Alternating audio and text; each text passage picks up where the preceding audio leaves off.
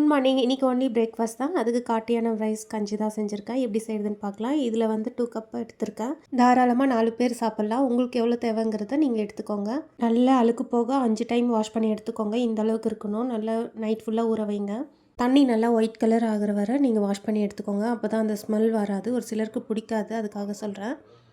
தண்ணியை நல்லா ஸ்ட்ரெயின் பண்ணி எடுத்துகிட்டு மிக்ஸி ஜாரில் ஆட் பண்ணிக்கோங்க. இது வந்து நல்லா ரைஸாக அரைச்சிடாதீங்க. தொரன்னு இருந்தால் தான் நல்லாயிருக்கும். எனக்கு வந்து ரைஸ் மாதிரி எடுத்து சாப்பிட்ணும். அதுக்காக வந்து நான் இப்படி வைக்கிறேன். உங்களுக்கு நல்லா கூழ் மாதிரி வேணும் அப்படின்னாக்கா நீங்கள் நைஸ் பேஸ்ட்டாக கூட அரைச்சிக்கலாம்.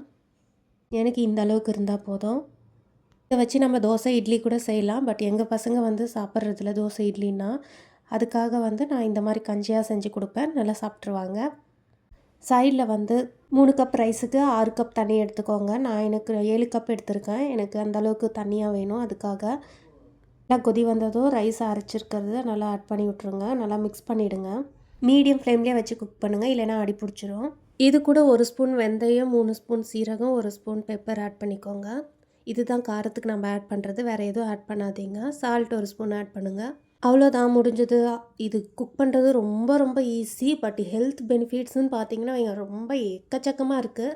Digestive, heart health, bone health, antioxidant property, blood sugar managing, calcium, potassium, magnesium, நிறைய ஹெல்த் பெனிஃபிட்ஸ். இவ்வளோ பெனிஃபிட்ஸ் இருக்கிறத நம்ம ஒரு வீக்லி ஒன்ஸ் ஆச்சு சாப்பிட்ணும் இல்லையா? பசங்களுக்கு கொடுக்கணும் இல்லை? கண்டிப்பாக ட்ரை பண்ணுங்கள்.